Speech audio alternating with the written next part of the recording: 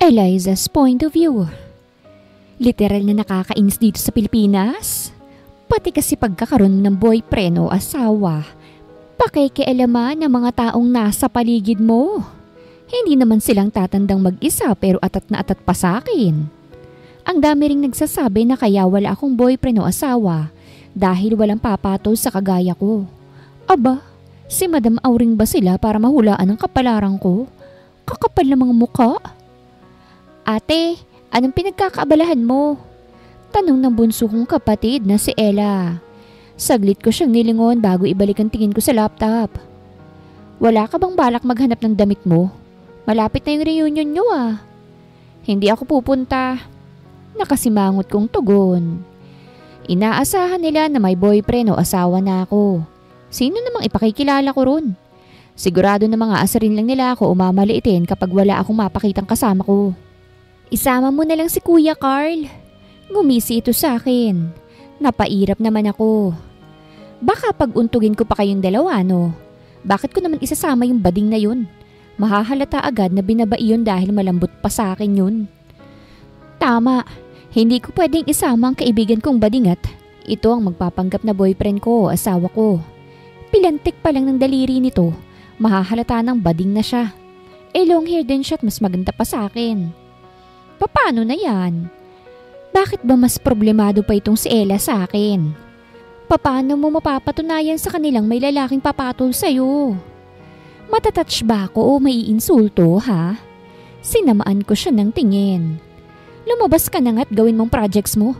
Mas problemado ka pa sa akin eh. Babae yatang para sa'yo eh. Nakangising sabi nito bago tumakbo palabas ng kwarto ko. Napasimangot lang ako bago ipagpatuloy ang pag-scroll sa social media account ko. May mga chat yung mga kabatch ko nung college pero hindi ko sinisin. Siguradong mga asar lang ang mga lintik na yun kapag nagsin ako. Napatigil ako sa pag-scroll ng may platform na bumungad sa akin. Husband for rent ang nakalagay doon. Husband for rent? Takang pinindot ko yung link. May ganito na ba? Nag-scroll ako sa link at natawa ko dahil legit nga. May mga nakita akong post ng mga babae kung saan nagrenta sila ng asawa para sa isang araw. Putik, may ganitong mga gimmick na pala no. Pati pagkakaroon ng asawa kailangan ng rentahan ngayon. Pwede siguro to sa reunion namin. Pero what if yung mapili ko ay magnanakaw pala or killer? Baka matagpuan pa akong lumulutang sa ilog na yun. Napatigil ako sa pag-iisip ng kaueyan niya nang mag-request ng video call ang GC namin. Labag man sa loob ko pero sumagot pa rin ako habang nasa site pa rin ng husband for rent. Eliza! Plastikong nginitian sa Jovelyn. Ito ang pinaka nakakabwisit. Siya kasi yung pasimuno sa pang-asar sa akin na walang papatol sa akin. How are you? Are you ready na ba sa Saturday? Oo. Walang ganang sagot ko. Excited na ako, sabi ni Ashley. Kasama ko yung fiancé kong nagtatrabaho sa Almendras Empire. Almendras Empire? Doon din ako nagtatrabaho bilang isang magandang empleyado eh. Kasama ko naman yung asawa kong afam. Mayabang na sabi ni Jovelyn. Flight na nga naming pauwing Pilipinas ngayon eh. Nasa Switzerland kasi kami. Walang nagtatanong at walang may pake. Yung asawa ko namang isa sa mga shareholders ng Almendras Empire ay pupunta rin. Mayabang na sabi ni Erica. Isa-isa na silang nagpapayabangan. Tahimik lang naman ako habang kumakain ng brownies at umiinom ng Coke. Sige lang, magyabangan lang kayo dyan. Ikaw, Eliza, tanong ni Jovelyn. Sinong isasama mo? Halatang halata sa tono ng kanyang boses ang pagiging sarcastic. Mabulunang ka sana mamaya sa eroplano. Asawa ko. Hindi ko alam kung bakit lumabas yun sa bibig ko. Punyeta, nagdagdag pa ako ng problema. Boyfriend nga wala ako, asawa pa kaya. Saan ako kukuha ng asawa? Di naman yung basta-bastang basurang napupulot lang. May asawa ka? Hindi makapaniwalang tanong ni Erica. Tumangulang ako. Sino? Tanong naman ni Ashley. Anong work niya? Baka kilala ko. Hindi mo kilala. Sagot ko. Kunwaring sumisilip-silip ako para kunwari ay dumating ang imaginary husband ko. Oh wait, nandito na pala siya. Oh, bye-bye. Agad kong pinatay ang tawag para hindi na sila magsalita pa. Napahinga ako ng malalim habang nakatingin sa husband for rent website. Mukhang no choice muna ako. Ipupush ko na ito kahit isang gabi lang. Nag-chat ako sa website at nag-inquire. 10,000 ang putik! Napasimangot ako. Pambili na to ng bigas at pambayad ng kuryente ah. Ayoko namang makipagsabayan sa mga mayayabang na yun eh. Kaso kailangan eh. Ayoko namang minamaliit ako. At saka may lahi akong patola. Patolera. Muli akong napahinga ng malalim bago i-pursue na magrenta ng asawa. Goodbye, 10,000. Hiningi ang details ko na agad kong ibinigay. Ayon sa website, yung pera raw ay ibabayad ko sa narentahan kong asawa. Ayos na rin na hindi payment agad para iwas scam. Nasabi kong Sabado kami magkikita. Sinabi ko na rin ang oras at ang lugar. Nang ma-approve lahat ay umalis na ako sa website na yon bago isaradong laptop ko. Humiga ako sa kama at tumitig sa kisame. Lord, ibigay mo na po sa akin yung Sabado. Sana naman po matino ang nirentahan kong asawa at hindi kilalang tambay lang. Ipinikit ko na lamang ang lahat hanggang sa makatulog ako. Kinabukasan ay balik routine na naman ako. Ligo, luto, kain at larga papasok ng work. Ako na talagang nagluluto ng almusal namin. Tulog mantika kasi si Ella. Si nanay naman, pagod yun dahil inaalagaan si tatay na na-stroke. Kaya ako na kahit pagod rin ako. Nang makarating sa company building, ay nag-attendance muna ako bago tumuloy sa floor namin. Agad akong dumiretso sa table ko at agad sinimulan ang trabaho ko. Bibisita raw yung CEO mamaya. Naririnig kong usapan ng mga kasamahan ko. Kanya-kanya ring ayos at pagpapaganda ang mga ito. Ako, tamang kapilang habang bisibisihan. Well, aminado ako na perfect ang CEO namin. Mula sa itsura, pananamit at ugali. Ilang buwan itong nawala dahil nasa Korea ito para sa business branch niya ron. Diba? Hindi mo kinayang kayamanan niya. Sa sobrang lakas ng dating nito, mahuhumaling na sa kanya lahat ng empleyado. Well, nahumaling ako nung una kaso na-realize kong langit siya at lupa lang ako. Mahirap abutin ang kagaya niya. Napailing na lamang ako bago magsuot ng headset. Mahina akong sinabayan ng kanta habang nagtatrabaho. Bahagya rin akong nag-headbang dahil maganda yung music. Napatigil na lang ako nang may magtanggal ng headset ko sa isang tenga ko. Anong pinakikinggan mo?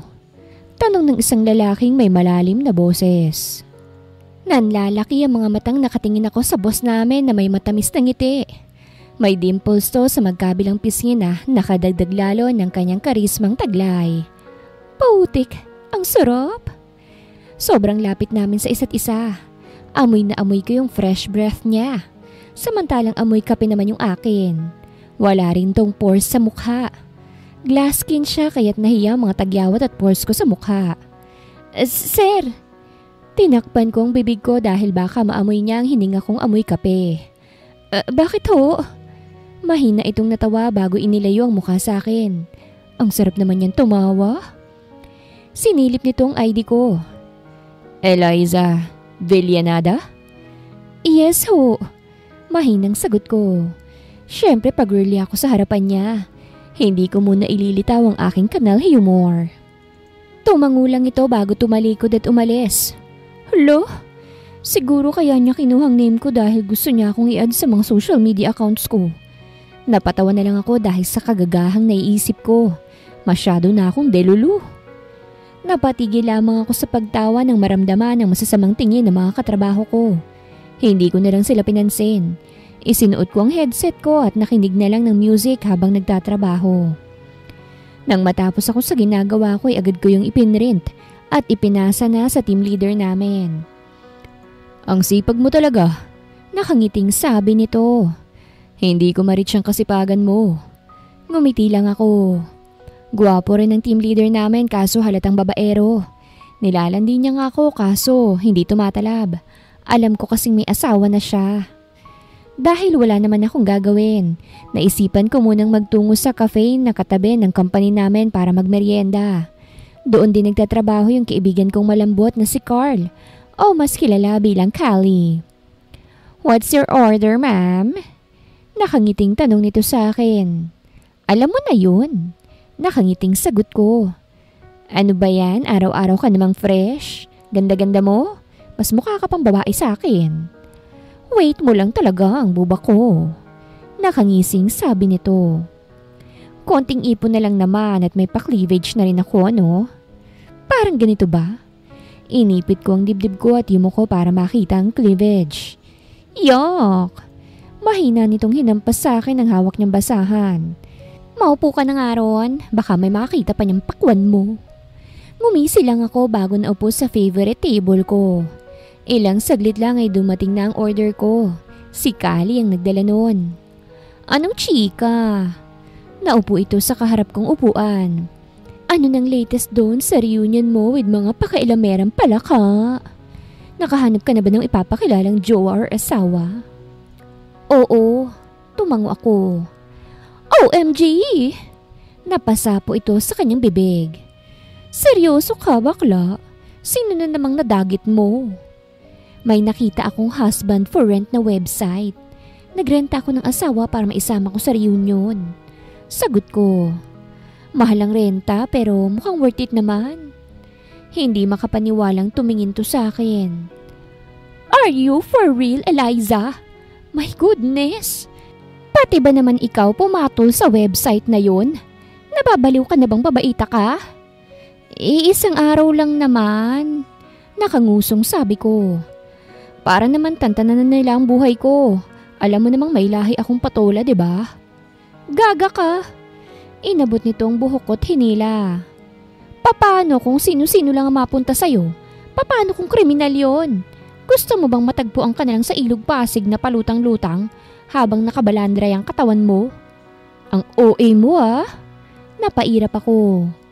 Mag-iingat naman ako. At saka no choice na ako noon kaya pinush ko na. Na-pressure ako masyado dun sa mga palakang yun kaya't napasubo ako sa patalim. Wala rin naman akong kakilala na pwedeng magpanggap bilang boyfriend ko. Hindi ka naman pwede bukod sa long haircut mas maganda ka sa akin. Pilantik pa yung daliri mo. Mapaghahalata ang malandi ka na. Bakit ba ako nagkaroon ng tangang kaibigan? Napairap to. Sinasabi ko sa'yo, Eliza ha. Kapag may nangyaring masama sa'yo, kawawa ang pamilya mo. Ipopost ko rin yung mga epic pictures mo. Pati yung mga melon mong sinesend mo sa akin. Magtiwala ka na lang. Nag-flip hair ako. Hindi ako mamamatay hanggat hindi ako kinakrush back ni Sir Lash. Umar ko ang isang kilay ni Bading. "Back off sis. Pamilyado na kami kaya't akin siya. Huwag kang malandi, okay? Magkakasiraan tayong dalawa." Kaya ayaw ko kinikwento sa kanyang gwapong nakikilala ko eh. Inaagaw niya. Talipandas tong Bading na to kahit kailan. Mabuti na lang at natatagalan naming dalawa ang isa't isa. "Mangarap ka na lang." Inirapan ko ulit siya. "Akin siya. Akin, si Sir Lash. Walang sayo, okay?" Akin si Sir Lash kahit malabo pa sa video ng mga Japanese. Hindi naman masamang mangarap, diba? Kahit hanggang imagination na lang ako sa love story naming dalawa, masaya na ako. Kahit na hindi niya ako i-pursue, ayos lang. "Hindi ka papatulan noon kasi hindi kayo bagay." Singhal sa akin ni Callie. "Mas hindi ka papatulan noon, kasi may lawit ka." Balik kong singhal sa kanya. "Tapos junior ka pa ng tatay mo." Nagsamaan kaming dalawa ng tingin. Maya-maya lamang ay sabay kaming natawa. Ganito talaga ang bonding naming dalawa. Pabaliwang kami. Kaso walang natatalo kasi magkasing level ang pagiging baliw namin. Napatigil ako sa pagtawa nang makitang lalaking tumayo na nakaupo sa likuran ni Callie. Lumingon sa akin to at ngumisi. Nanlaki ang mga mata ko't wala sa sariling nagtago sa ilalim ng lamesa. "Putik, si Sir Lash." Narinig niya yata yung mga sinasabi ko. Nakakahiya. Gusto ko nilang magpalamon sa lupa ngayon o lumipad patungong ibang planeta.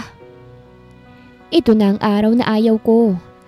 Sabado na kaya't no choice ako kung hindi magpaganda. Kahit na umaga pa lang at hapon pagaganapin yung reunion party namin. Reunion party na puro plastikan at payabangan. Nasa salon ako at pinapaganda lahat sa akin. Buhok ko, kuko ko, at mukha ko. Nagpapa-facial lang ako at nagpapaayos ng kilay. Ako nang bahalang mag-makeup sa akin mamaya. Alam kong hirap na sa kuko ko sa paa itong nagmamanicure pero no choice siya. Ang tigas na ng mga ingrown ko dahil huling palinis ko 2 years ago pa. Wala kasi akong hilig sa mga ganitong kaartehan. Wala lang, hindi ko lang siya bet. Kaya lang naman ako nagpapaganito para lang walang maipintas sa mga talipandas na palaka. Inabutan na ako ng lunch bago matapos sa kaartehan ko sa katawan. Dumiretso ako sa mall para kuhanin ang damit kong pinagawa. Siyempre kumain muna ako. Ayokong nagugutom ako, magagalit ang sarili ko. Nagpa-take out din ako sa fast food para kila nanay. Walang pasok sa Ella kaya siguradong igigilty ako noon kapag wala akong pasalubong. Pareho pa naman kaming matakaw na magkapatid. Pagkatapos kong kumain ay kinuha ko na yung dress na susuotin ko, pati yung sandals. Aba, need ko ring paghandaan yung asawa na nirentahan ko para magaling yung pag-arte niya mamaya. Nang makauwi ako ay agad sumalubong sa akin si Ella. Dinagit nito yung dala kong pagkain. Dalhan mo sila mama sa kwarto sabi ko sa kanya. Ipantay mo ang hati sasampalin talaga kita kapag nanlamang ka. Napasimangot ito. Ate, hindi ako mandurugas pagdating kila mama. Tumangulang ako at inilapag sa kwarto ang dress at sapatos ko. Tumambay ako sa sala kung nasan si Ella na kumakain. Nox, fresh ka masyado Ngumisi ito. Mukhang ayaw mo talagang masabihan kang ugly duckling. Talaga? Takangising sabi ko. Wala na silang mapipinta sa akin. Mas maganda ako sa kanila. Wala ka nga lang boyfriend. Tumatawang sabi nito. Napag-iiwanan ka na masyado. Mahina ako siyang tinampal. Nabulunan naman ito. Deserve. Umalis na ako sa sala at nagtungo na lang sa kwarto ko. Matutulog na lang ako para sa aking beauty rest. Kailangan na hindi ako mukhang panda doon kaya't matutulog muna ako. Bandang 3:00 nang magising ako. 4:30 ang start kaya't naligo na ako. Pagkatapos kong maligo'y naglagay ako ng makeup sa mukha ko. Ang ganda mo? Tinuro kong sarili ko sa salamin. Kinuha ko yung tube dress ko at sinuot. Above the knee yung dress ko na medyo pasabog ang laylayan. Kulay puti ito kaya't lalong bumagay sa akin. Pagkatapos kong magbihis, ay pinusod ko ang buhok ko bago umawra sa salamin. Ang ganda mo! Mukha akong tanga sa kwarto ko. Ayos lang naman dahil wala namang nakakakita sa kabaliwan ko. Kinuha ko yung sandals ko na may konting heels. Bago lumabas dalang bag ko na made from ukay. Pero mas mukha pang mamahalin. Alis na ako. Paalam ko kila mama na nasa sala. Ang ganda naman ng anak ko. Nakangiting sabi ni mama. Small things. Nakangising nilapitan ko si mama at binigyan ng 2,000. Gamitin mo yan para ibalik ang alindog mo. Akitin mo ulit si papa. Ako rin. Nakangusong sabi ni Ella. Paano ko maaakit si Crush kung wala akong perang pambalik ng alindog ko? Inabutan ko siya ng 100. O ayan, pambili mo ng chicharon at gin. Never ka kasing magugustuhan ng crush mo. Bago pa ito makaangal ay agad na akong umalis. No choice ako kung hindi ang mag-taxi dahil ayokong mga moy mabantot dahil dagdag yun sa ipipinta sa akin ng mga palaka. Nang makarating sa restaurant ay wala pa rin yung asawang nirentahan ko. Ang usapan namin ay hihintayin niya ako sa loob ng restaurant pero wala pang lalaki doon. Nakachat ko na yung asawang nirentahan ko. Hindi ko pa nakikitang itsura niya dahil wala itong mga pictures. Basta, siya raw si Elle. Yun lang ibinigay niyang information tungkol sa kanya. Bala ko sana siyang hintayin kaso dumating si Jovelyn kasamang kanyang afam na matanda. Why are you here? Tanong nito bago yumapos sa asawa niyang akala mo naman ay aagawin ko. Hindi ko need yung asawa niya. Saksak ko pa yun sa baga niya I thought you're with your husband. Marami kasi siyang work kaya hinihintay ko. Sagot ko na lang. Anak ng titing, nasa na ba yung lalaking yun? Padating na raw siya. Pumasok ka na muna, sabi nito. I'm sure they're waiting for us. Wala akong nagawa nang hilahin ako nitong papasok ng restaurant na nirentahan nila. Lahat ay napalingon sa amin, lalo na sa akin. Of course, ang ganda ko kaya. Nakipagbeso si Jovelyn sa lahat pero ako nakatayo lang doon. Wala akong oras makipagplastikan sa kanila. Nasaan na yung asawa mo? Tanong ni Ashley. Papunta na, sagot ko lang. Ngumisi ito bago umangkla sa braso ng isang lalaking kilala ko. So, si team leader babaero palang fiancé niya. Hindi man lang ako nainggit kahit konti. Kung alam mo lang kung gaano kalandi ang pinagyayabang mo. He's my fiancé. Pagmamayabang ni Ashley. Balita ko, team leader mo raw siya. Tumangulang ako. Isa-isa nang lumapit sa akin ang lahat at mga nagyabang. Bad trip? Ako lang talagang napag-iiwanan sa love life. Maya-maya lamang ay naupo na kami. Kahit ayokong tumabi kila Jovelyn, no choice pa rin ako dahil yun na lang ang bakante. Bakante rin yung nasa gilid kong upuan. Mukhang para yun sa narentahan kong asawa na ginost ako. You know what? Pwede ka namang umamin na wala ka talagang asawa. Umirap si Erica. Alam naman naming nagpapanggap ka lang. Napahigpit ang hawak ko sa tinidor at nagsalubong ang dalawang kilay. Gusto kong huntingin yung lalaking nirentahan ko at saksakin sa tagiliran. Ipapahiya pa ako ng lintik. Hindi natuloy ang pagsasalita ni Ashley nang bumukas ang pinto ng restaurant at iluwal si Sir Lash. Nanlaki ang mga mata ko habang nakatingin sa kanya. Pati ang mga kabatchmate ko ay gulat na gulat. Anong ginagawa niya rito? Sir, naka-reserve po kasi yung restaurant namin ngayon kahit hindi kami open. Sabi ng waiter sa kanya. Inilibot ni Sir Lash ang kanyang paningin. Nang dumako yun sa akin ay napangiti na lamang siya. I'm here for my wife. Nakangiting naglakad to palapit sa akin. Sorry I'm late. Napakurap-kurap ako nang umupo ito sa tabi ko at hinalikan ako sa pisngi. Don't tell me siya yung nirentahan ko. No! Imposible. Ang yaman-yaman niya kaya sure akong hindi siya mag-aaksaya ng oras para dito. I'm Elle. Bulong nito sa akin. Sir? Napakurap-kurap ako. Malakas ho bang trip niyo? Natawa ito. Yeah. Is this for real? Napalingon ako kay Jovelyn. Hindi makapaniwala ang reaksyon nito at talagang nakatayo pa siya. Siya ang asawa mo? Tumango ako kahit gulat din ako. Wala lang, ang cute kasing tignan ng mga reaksyon nila. Mukha silang mga palakang karag na hindi mo mawari. Dinaig pa nila yung commercial ng Thai dahil sa sobrang pagkagulat. OA naman, ganun ba kami hindi kabagay ni Sir Lash? Siya ho ang asawa niyo? Hindi makapaniwalang tanong ng fiancé ni Ashley. Bakit hindi ho kayo nagsasama? At kung mag-asawa kayo, bakit ho nagtatrabaho pa rin siya under ko? Iyon kasi ang gusto ng asawa ko. Hinawakan ni Sir Lash ang kamay ko kaya't kinilig ang mga uod sa tiyan ko. Gusto niyang hiwalay ang personal naming buhay sa trabaho. Gusto niya ring gawin ng trabaho na komportable siya. Galing namang umakting ni Sir. Pero mas maganda siguro kung tototohanin naming dalawang lahat. Kumain na lang kami pero yung mga tingin ng mga kabatchmates ko ay mga naghihinala. Sampaling ko kaya tong mga ito ng tigi-isa? Sir Lash, ikaw ba yung nirentahan ko? Mahinang bulong ko sa kanya. Sasabihin ko mamaya. Sagot nito. And please, just call me Lash. Baka marinig ka nila, ikaw rin ang kawawa. Nakangusong tumango naman ako. Ilang pa nga ako sa kanya magmula nang marinig nitong pinag-aagawan namin siya ni Kali. Kasi naman si Sir Lash, bigla-bigla nilang sumusulpot. Stalker ko siguro siya. Nakaramdam ako ng tawag ng kalikasan number 1. Kaya't nagpaalam muna ako kay Lash na magsi-CR lamang ako. Hindi ko naman siya pwedeng isama sa loob ng CR at baka ma-issue kaming dalawa. Naguhugas ako ng kamay nang biglang pumasok ang Powerpuff Girls. Sila Jovelyn, Erica at Ashley. Ang trio na inggit sa akin. Hindi kami naniniwalang asawa ka ni Lash Almendras.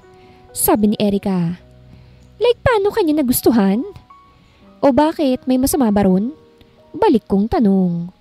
Alam nyo, hindi ko alam kung anong utak meron kayo. Nung wala akong asawa, naiinis kayo. Ngayong may asawa naman na ako, mas lalo kayo naiinis. Nagdodroga ba kayo? Hindi kasi kayo bagay ni Lash. Sabi ni Ashley. Siguro ginayuma mo siya, no? Bahala kayo, mga baliw kayo. Nilampasan ko sila. Nilapitan ko sila at hinawakan sa kamay. Umalis na tayo? Hindi ko na kaya makipagplastikan pa sa mga tao rito eh. Hinila ko siya palabas ng restaurant. Madilim na sa labas at konti na lang din ang mga taong dumadaan. Ang tagal ko palang nakikipagplastikan sa kanila. What's wrong? Tanong ni Lash. Hindi ko na kayang makipagplastikan sa loob eh. Sagot ko. Kinuha ko yung envelope na naglalaman ng bayad ko sa fake husband ko at iniabot sa kanya. Ito na yung bayad mo. No need. Sabi nito at umiling pa. Actually, kaibigan ko dapat ang kamit up mo kaso may nangyari kaya ako ang pinapunta niya. Napatango naman ako. Akala ko pa naman destiny na itong nangyari, hindi pala. Pasensya na ho at nadamay ka pa. Nahihiyang sabi ko. Promise po walang makakaalam nito. Anong walang makakaalam? Napalingon ako sa likuran ko. Anak ng 10 tupa naman oo. Sumunod pala sa akin yung Powerpuff Girls. So tama nga ako. Hindi talaga kayo mag-asawa. Ngumisi si Erica. Pinagsasasabi mo. Umangkla ako kay Sir Lash. Ang sabi ko, walang dapat makaalam na nagkaroon ako ng reunion na puro plastikan. Tara na nga love. Hinila ko palayo si Sir Lash sa kanila. Napahinto kami sa paglalakad nang huminto si Sir Lash. Huminto ito sa isang sports car na nakapark at binuksan ang pinto sa front seat. Get in, wife. Malambing na sabi nito. Kung ako lang mag-isa ngayon, baka nailuwa ko na tong mga uod na nangingisay-ngisay ngayon sa loob ko dahil sa kilig. Pumasok ako sa kanyang car. Ikinabit muna nito ang seatbelt ko at isinarado ang pinto sa gawi ko bago umikot patungong driver's seat. Binusinahan niya ang 3 babaeng nakatingin sa akin bago tuluyang paandarin ang sasakyan. Nakangisi naman akong mayabang sa mga ito hanggang sa mawala na sila sa aking paningin. Sir, dito mo na lang ako ibaba sa gilid. Sabi ko nang makita ang bus stop. No, I'm your husband for this day kaya't ihahatid kita. Sagot nito. Pigil ang ngiti namang napanguso ako. Kainis naman tong lalaking to, masyadong pa-fall. Sir Lash, pasensya na po talaga kung nadamay ka pa sa kagagahan ko ah. Sabi ko, hindi ko naman po akalain na ikaw yung susulpot bilang asawa ko. It's okay, nag-enjoy naman ako. Ngumiti ito. Gusto mo, gawin na nating totoong lahat eh. Sir naman, parang tanga. Hindi mapigilang sabi ko. Natawa naman to kaya't kinilig na naman ang uod sa aking katawan. Nang huminto ang kotse sa tapat ng bahay namin ay bahagya akong nalungkot. Wala na, miss ko na agad siya. Parang ang bilis lang ng pagpapanggap naming dalawa. Rerentahan ko nga ulit siya ng mga 2 linggo. Thank you po sir, nakangiting sabi ko. Anytime. Lumapit to sa akin at hinalikan ako sa pisngi. Good night my wife. Kagat-labing bumaba ako ng sasakyan. Ngumiti naman sa akin si Sir Lash bago tuluyang umalis. Malakas akong napatilit na patalon-talon dahil sa sobrang kilig. 1 buwan talaga akong hindi maghihilamos. Kinikilig ka dyan, papaasahin ka lang naman noon. Napalingon ako sa likuran ko at nakita ko si Ella. Mapanghe! Inirapan ko siya. Masyadong panira ng moment. Nawala na tuloy yung kilig ko. Kinakabahan ako nitong mga nakaraang araw. Feeling ko kasi palaging may nakasunod sa akin. Bigla yata akong nagkaroon ng stalker matapos ang reunion naganap. Problema ko rin na kumakalat na chismis sa office namin tungkol sa amin ni Sir Lash. Pinost pala ng team leader namin na asawa ni Ashley yung picture namin. Nakita dun si Sir Lash na katabi ko. Kinalat din pala ni team leader sa buong office ang relasyon namin ni Sir Lash. Ayun, nakalabas ang chismis kaya kumalat sa buong building. Totoo ba na kayo ni Sir Lash? Tanong ng isang babaeng katrabaho ko. Ikaw talagang asawa niya? Tanong pa ng isa. Hinarap ko sila. Napahinga ako ng malalim bago nagsuot ng headset at nagpatuloy na lang sa trabaho ko. Nakakainis sila. Para silang mga lamok na lumilipad-lipad sa tenga ko. Ang sarap nilang paliparin mula sa floor namin. Ano ba? Inis kong sabi nang may nagtanggal ng headset sa tenga ko. Inis ko itong nilingon pero nang makilala ko kung sino ito ay agad akong nanlambot. Why is my wife's mad? Malambing na tanong nito bago hapusin ang pisngi ko. May problema ba? Anong wife? Parang tanga naman to. Sir, mahinang sambit ko. Anong wife? Ngumiti lang ito. Pati yung mga mata niya ay pinangiti niya kaya't mas lalong natanggal ang angas ko. Nalaman kong sinusundan ka ng mga kabatch mo. Mas lalo pang inilapit nito ang mukha sa akin para mabulungan niya ako.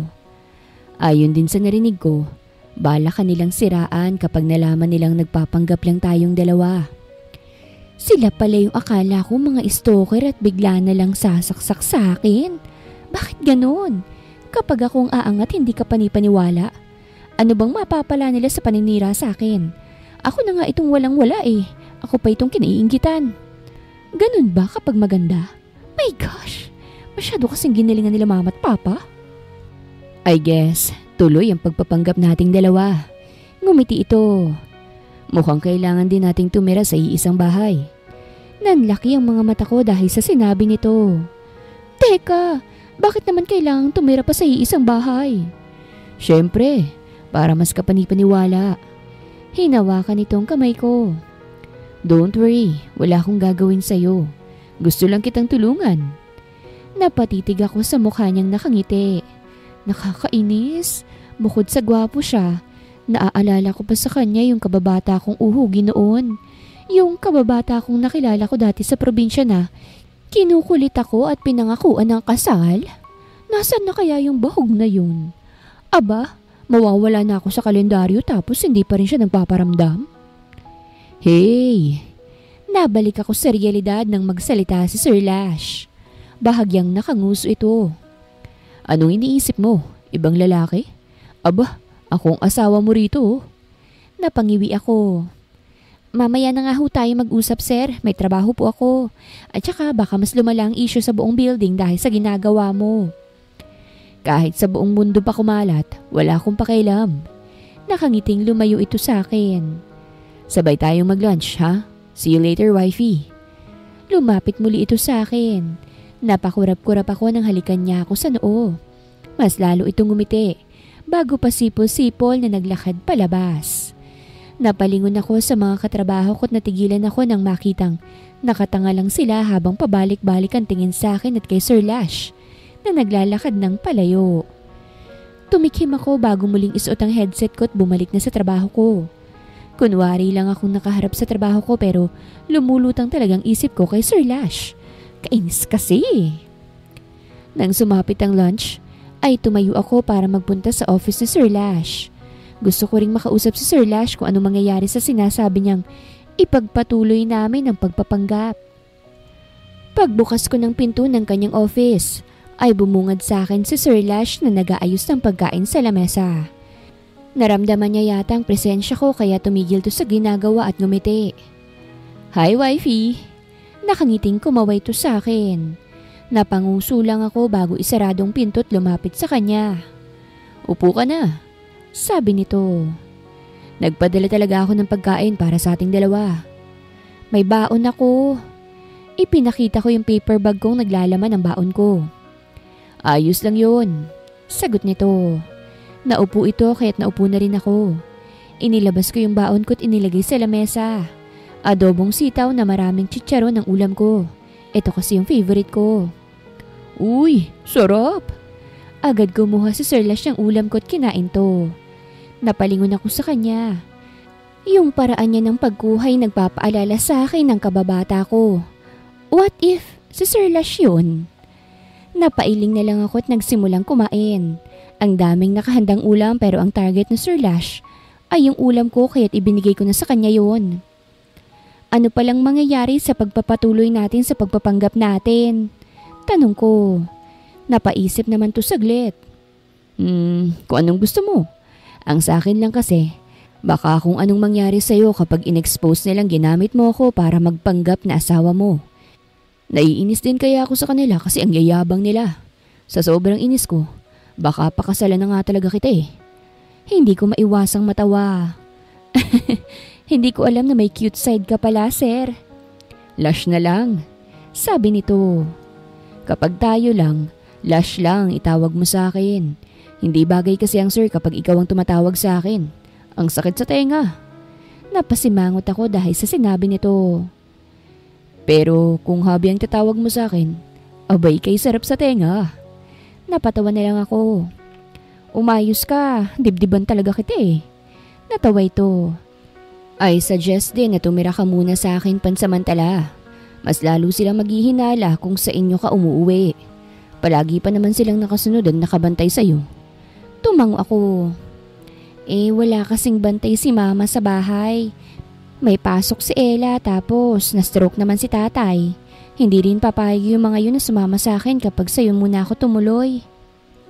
No problem with that. Magpapadala ako ng 3 maid sa bahay nyo. Nakangiting sabi nito. Aalagaan ko rin ng mga manugang ko habang inaalagaan kita. Hindi ko alam na may ganitong side si Sir Lash. Akala ko professional siya palagi. May pagkasiraulo rin pala siya. Siraulo ka rin pala no. Hindi mapigilang sabi ko.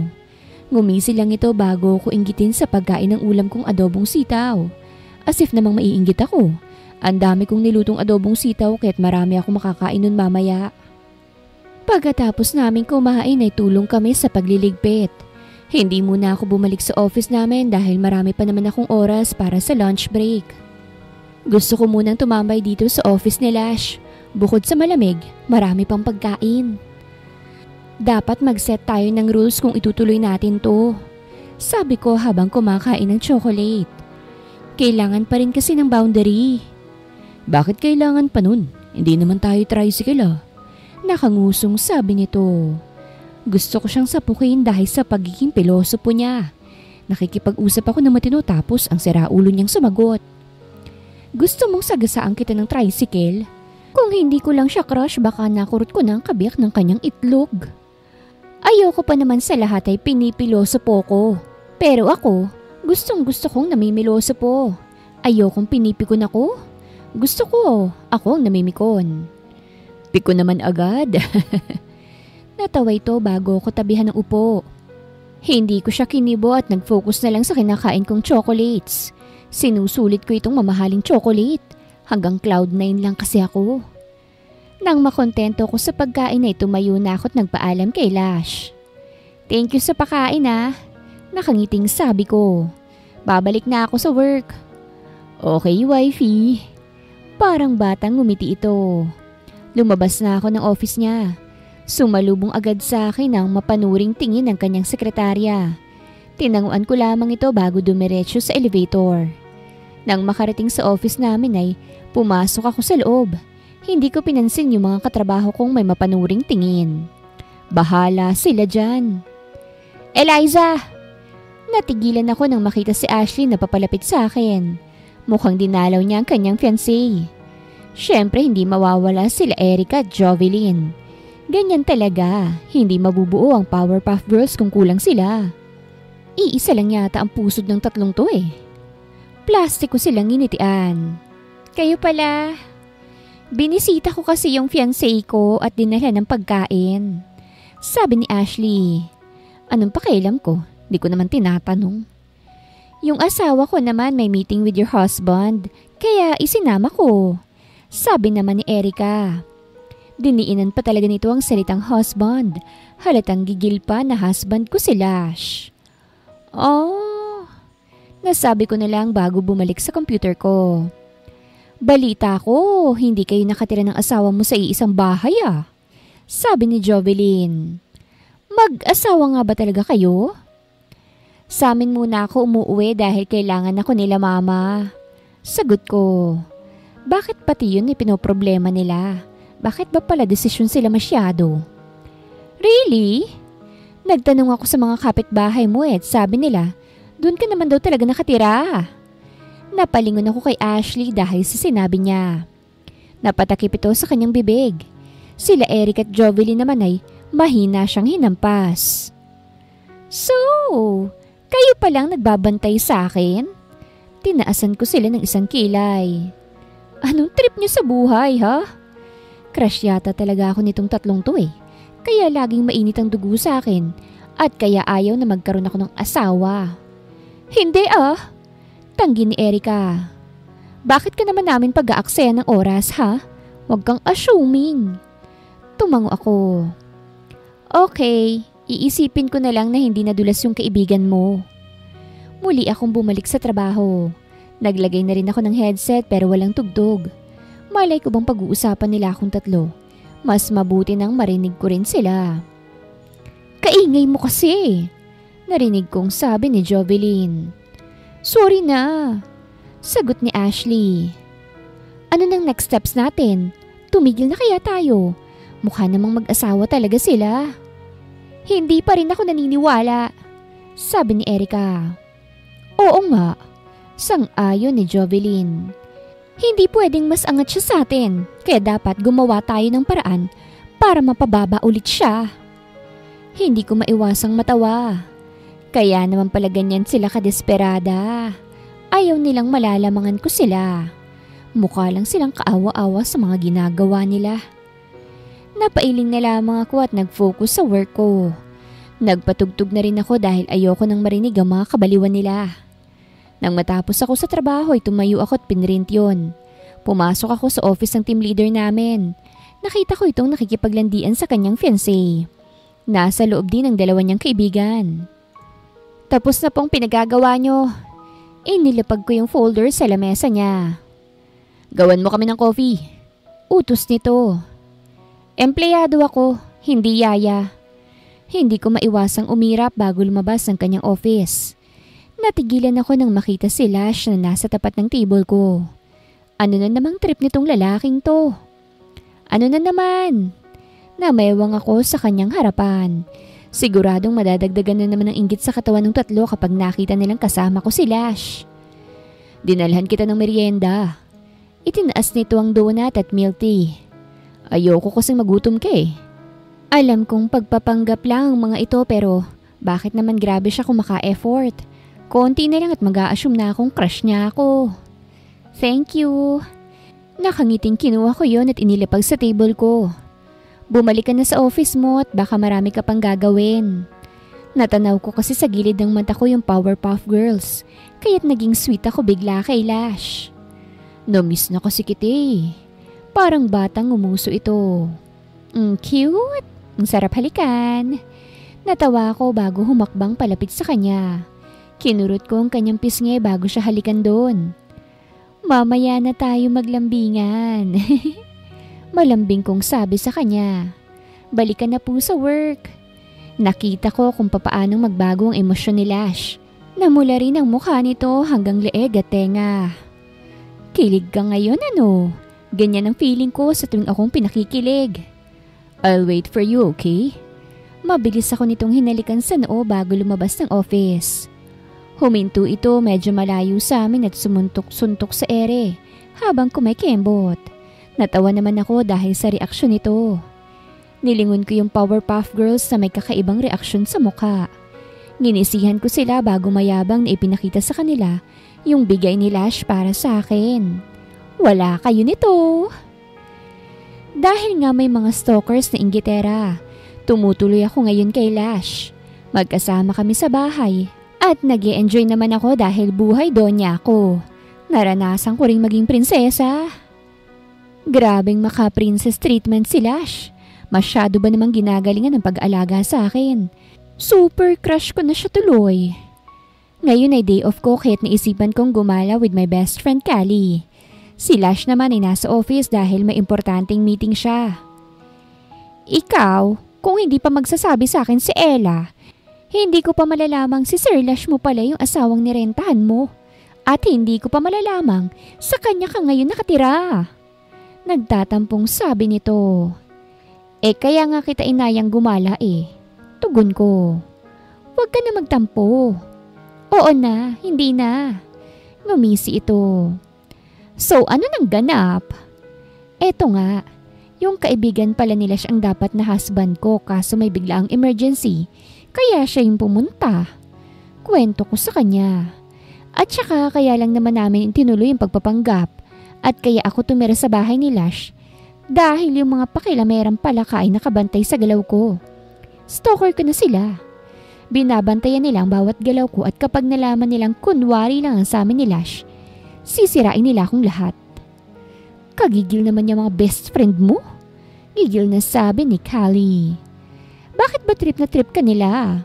Kaloka sila. Ayaw kasing malalamangan ko sila. Natatawang sabi ko. Ayaw nilang mataasan ko sila. Ewan ko ba sa takbo ng utak nila? Hindi ko sila magets. Ang ganda-ganda ng buhay nila pero naiinggit lang sila sa kagaya kong walang ibang ginawa kung hindi ang lumamon at maging barahura. Natawa si Callie. Ang ganda-ganda mo kasi. Napailing na lang ako dahil sa sinabi niya at mahinang natawa. Dumiretso na kami sa mall at dun kumain. Nagala-gala rin kami at namili ng mga bagong gamit. I like this bag. Ipinakita ni Callie ang isang shoulder bag na kulay pink.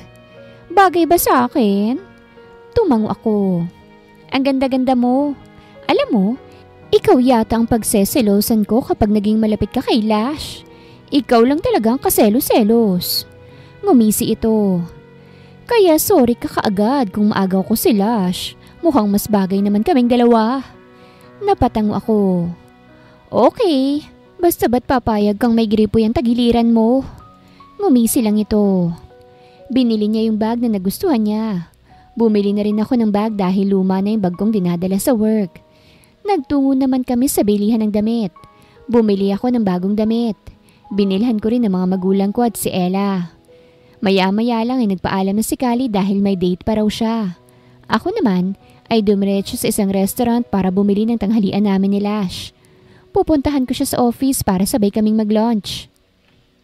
Nang makabili ako ay dumiretso na ako sa office niya.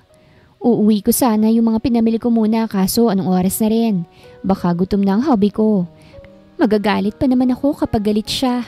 Charing lang. Pagdating ko sa office niya ay walang tao. Mukhang nasa meeting pa siya. Ibinaba ko yung mga pinamili ko bago iayos ang pagkain namin. Wala pa rin si Lash kaya't naisipan ko munang libutin ang office niya. Nakangiting nilapitan ko yung isang picture frame. Picture niya yon kung saan nakasuot at may malawak na ngiti. Ang gwapo talaga. Nakangiting sabi ko.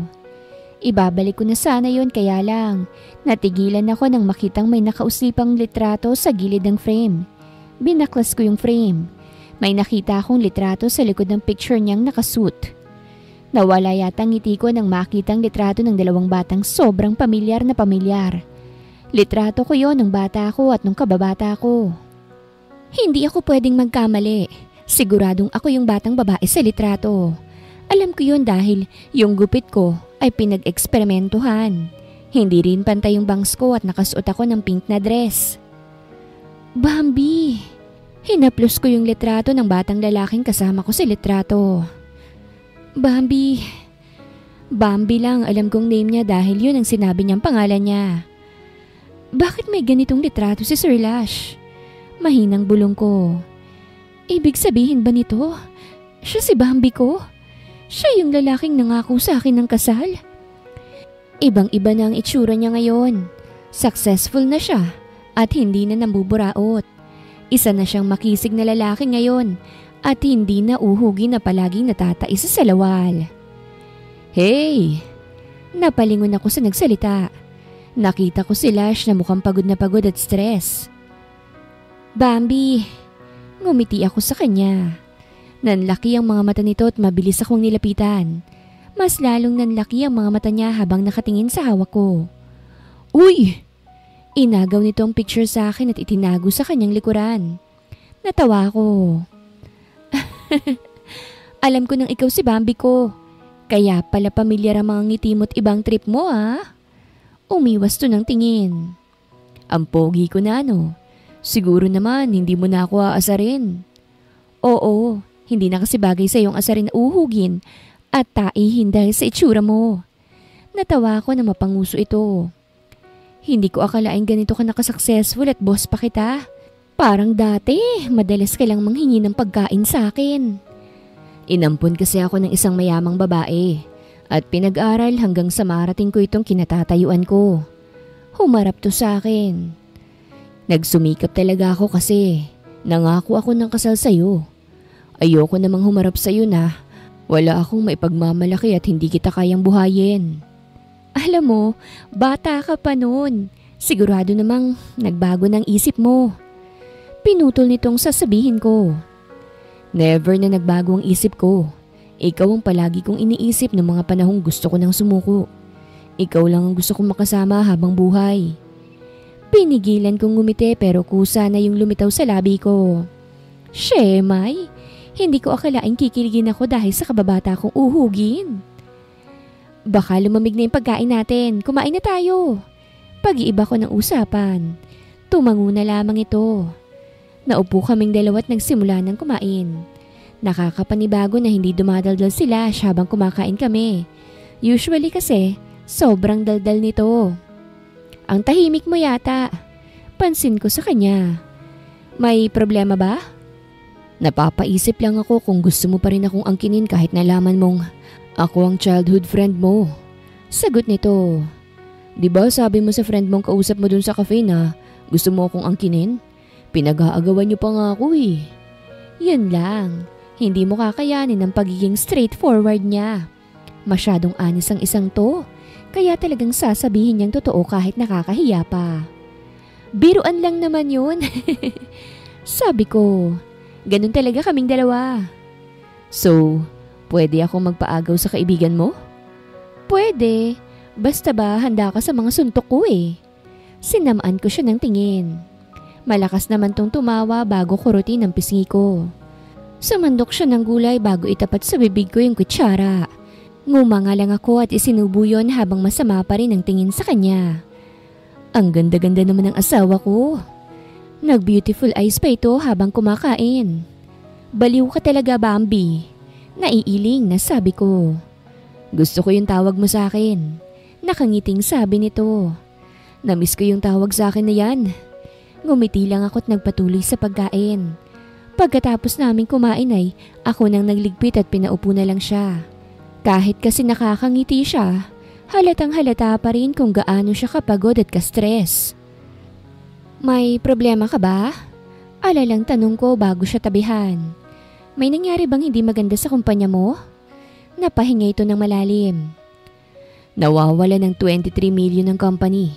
Hindi namin alam kung sinong kumuha. Kaya nagsagawa kami ng investigasyon. 23 million? Nanlaki ang mga mata ko. Pati nga yata 2 butas ng ilong ko nanlaki dahil sa gulat. Yeah, sagot nito. Nagkagulo kanina sa conference room at nagkainitan kaya ganito na lang ako kapagod. May naglabas din ng tungkol sa nakawan kaya kalat din kami sa media. Kapag nalaman ko kung sinong trader dito sa kumpanya, humanda talaga siya sa akin. Sabihan mo rin ako para masampal ko, okay? Natatawang tumango na lamang ito. Napatango ako. Sabihin mo rin sa akin kung sino yung traidor para maturuan ko rin ng leksyon. Abat, wala silang karapatang apihin at pahirapan ng asawa ko, ano? Asawa mo ko? Kinikilig na ngumiti ito sa akin. Tututuhanin na ba natin ang lahat? Tara na sa simbahan agad. Tanungin mo muna sila mama kung papayag ba sila. Sagot ko. Hinila ako nito patayo na ikinagulat ko. Tara na, hindi natin pwedeng sayangin ang oras. Kinuha niya yung mga pinamili ko bago ako tuluyang hilahing palabas. Binilinan din niya muna ang sekretary niya na tawagan yung kaibigan ng judge. At asikasuhin ang magaganap na kasal ngayon pagkatapos ay papuntahin yon sa bahay niya. Habang nagdadrive si Bambi ay sobrang lawak ng ngiti nito. Pasipul-sipul pa si Bugok habang nag-headbang ng ulo. Gosh, ganun ba siya kabighani sa akin? Ang ganda ko naman. Nang makarating kami sa bahay namin ay nauna pa itong bumaba kumpara sa akin. Napailing ako bago kuhanin yung mga pinamili ko at sumunod sa kanya. Kausap agad nila siya mga magulang ko nang makapasok ako sa loob ng bahay. Anak, hindi mo naman sinabing si Bambi pala itong boss mo? Sabi ni nanay. Close na close kasi noon si Lash at Mama. Madalas kasi sa amin si Lash para kumain. Madalas niya ring bunutan ng puting buhok si Mama para daw may pang-date kami. Madalas niya ring utuin si Mama para lang mapapayag ito na maging manugang siya nito. Kanina ko lang po nalaman. Nagmano na ako kay Mama bago naupo sa kanyang tabi. Ano hong sinabi sa'yo niyan? Ikakasal daw kayo ngayon, sagot ni Mama. Ayos lang naman sa akin, ang sabi ko, ikaw ang kanyang tanungin. Yun lang, wala man lang hong patunayan niyang kanyang sarili. Napanguso ako. Gustong gusto niyo na ho talaga akong magkaroon ng asawa. Natawa naman si Mama bago hawakan ng kamay ko. Anak, hindi ganun yun. Bakit papatutunayan nila siyang kanyang sarili nagawa niya noon yun. Isa pa panatag ako kasi kaya kanyang buhayin. Anak, gusto ko rin maging malaya ka na mula sa amin. Buong buhay mo puro kami nilang iniintindi mo. Gusto kong maging masaya ka naman anak. Sana, intindihin mo naman ang sarili mo. Mama, mahalaga kayo sa akin kahit palagi ko kayong iintindihin. Niyakap ko siya. Kulang pang ang ginagawa ko bilang pambawi sa lahat ng sakripisyo niyo sa akin Pagkatapos ng madamdaming tagpo ay agad na inaya kami ni Lash sa bahay niya dahil nandun ang magkakasal sa amin. Wala pa si Ella kaya tinext ko na lang siya. May reply pa ito pero hindi ko na binasa dahil alam kong puro reklamo lang yon. Nang makapasok ako sa loob ng bahay ni Lash ay bumungad sa amin ang isang lalaking halatang inip na inip. We're here! Kumaway si Lash bago hawakan ng kamay ko. Bilisan na natin, sabi nito. May ikakasal pa ako. Tumango si Lash. Sinimulan ng kasal namin ni Lash. Puro saya lang ang nararamdaman ko. Hindi man lang ako nakaramdam ng pagsisisi. Pumirma na kayong dalawa. Inilahad nito ang isang papel. Nauna akong pumirma at sumunod ng pumirma si Lash. Congratulations for the both of you. Nakipag-shake hands sa amin yung nagkasal sa amin. Masaya ako para sa inyo. Yun lang. Wala man lang. You may now kiss your bride. Tanong ni Lash. Fine. You may now kiss your bride. Sabi ng judge. Hinarap naman ako ni Lash sa kanya bago pagtagpuin ang labi naming dalawa. Napapikit naman ako bago din namang halik ng taong crush ko at kababata ko. Nang humiwalay sa yakap sila siya'y sinapo nitong magkabilang pisngi ko bago pagdikitin ang noo naming dalawa. Tagal kong hinintay ito Ngumiti ito. Kinikilig ako ng sobra kaya mahihimatay ako Napakurap-kurap ako nang mawala ito sa paningin ko. Malakas akong napatawa nang makitang nakahandusay na ito sa lapag at naghihilik.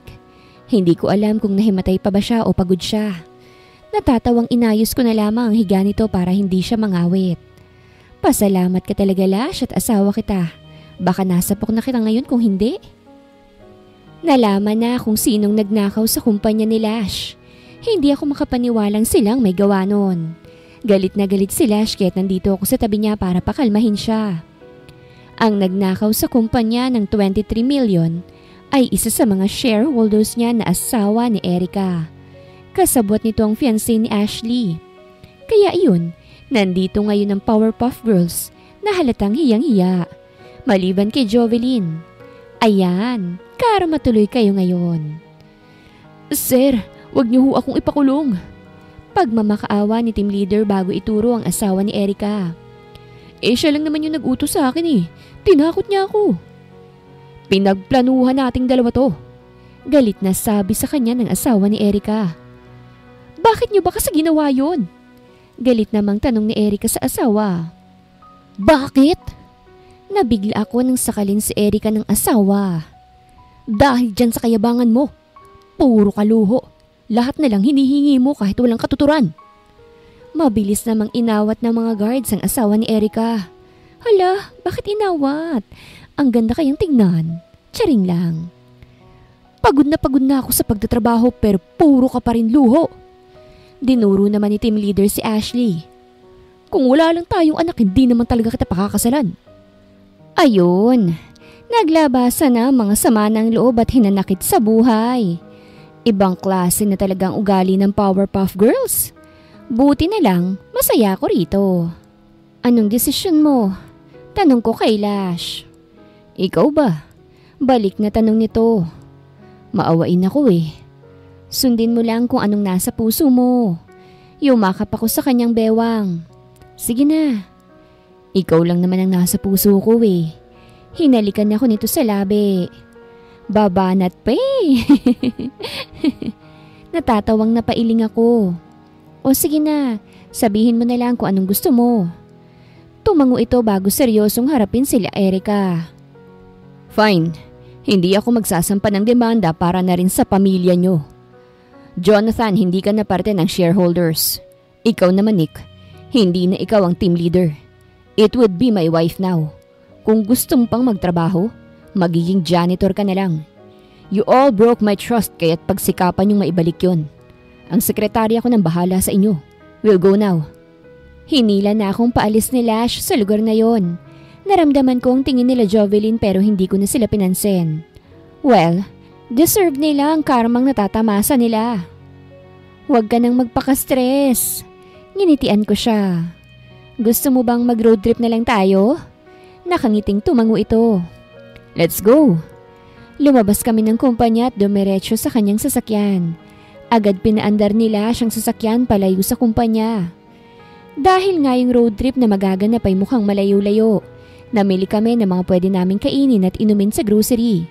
Bumili rin kami ng mga damit namin. Dumaan din kami sa drive-thru para sa tanghalian at hapunan na namin.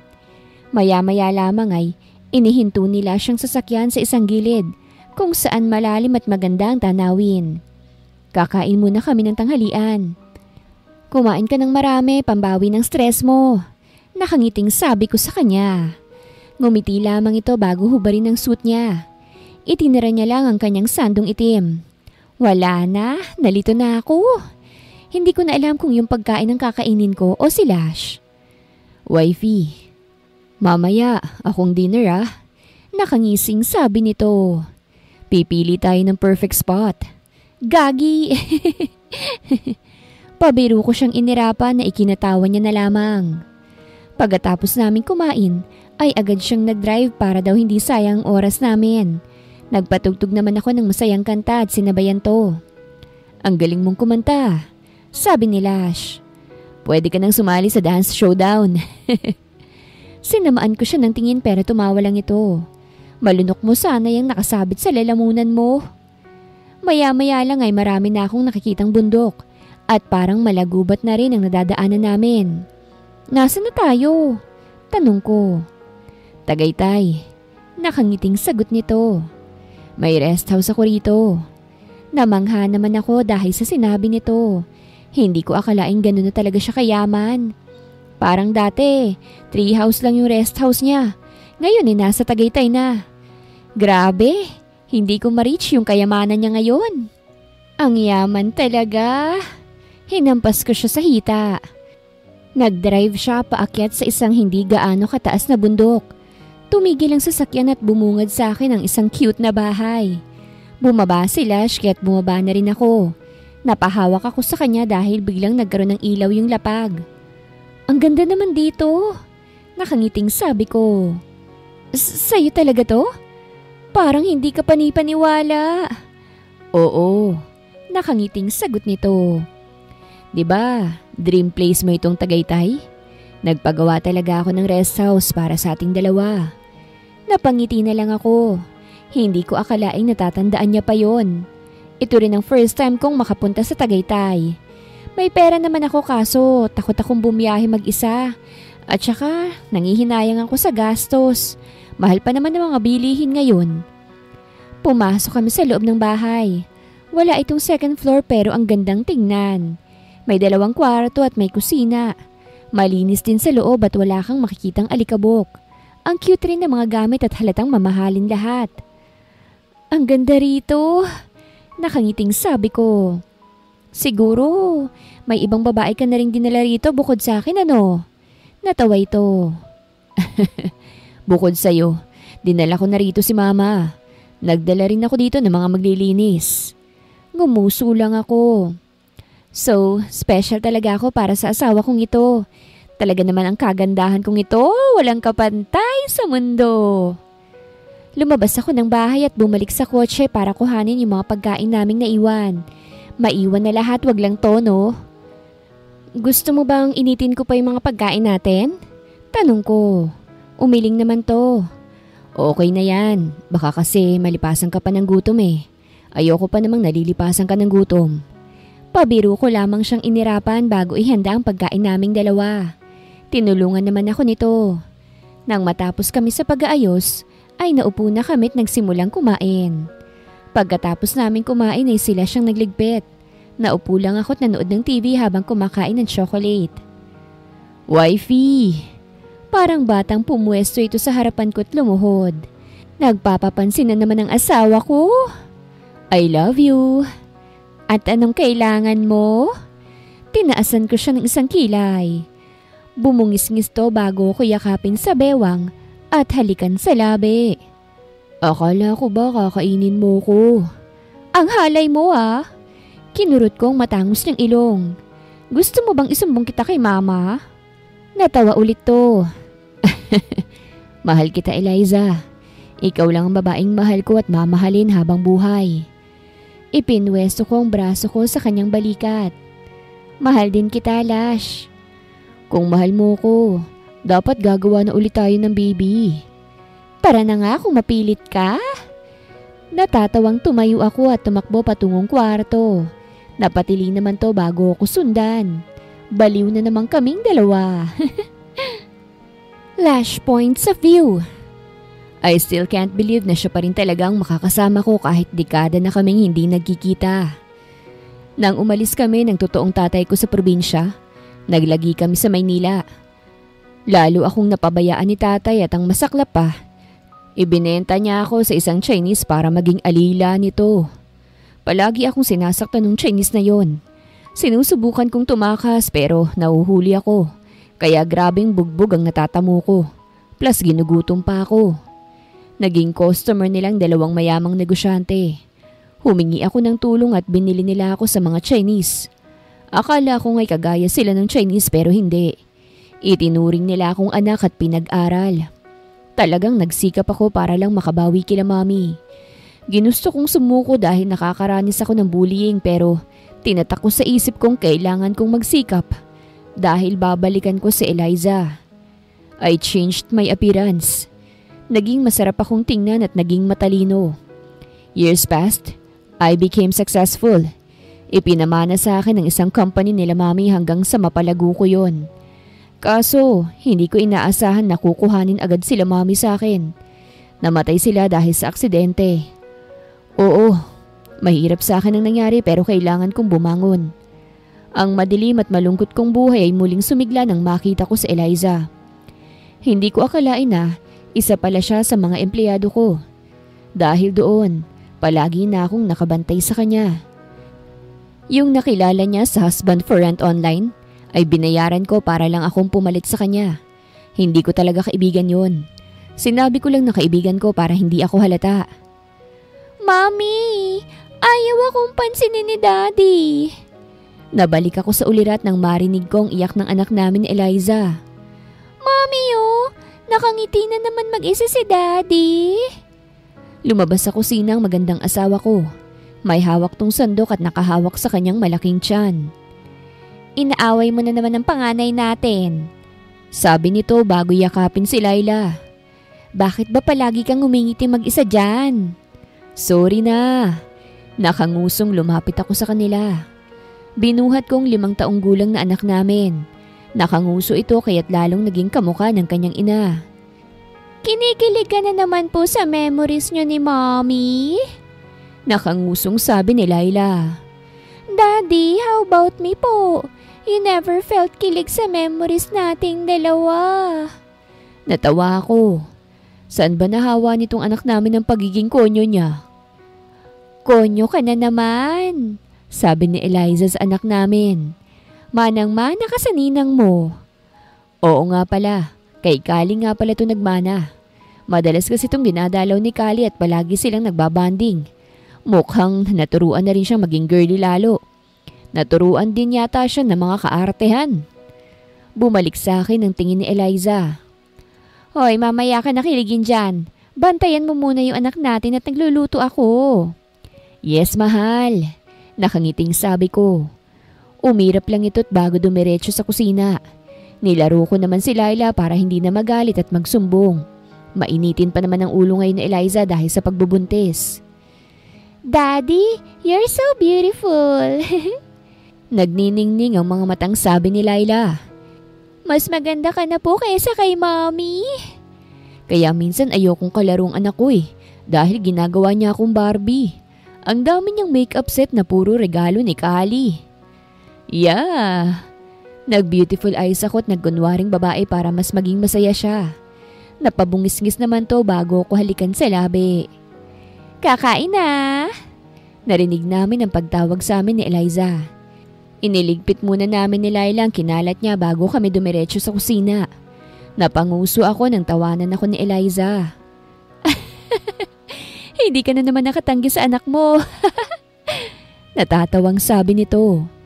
Gusto mo pa ng prinsesa?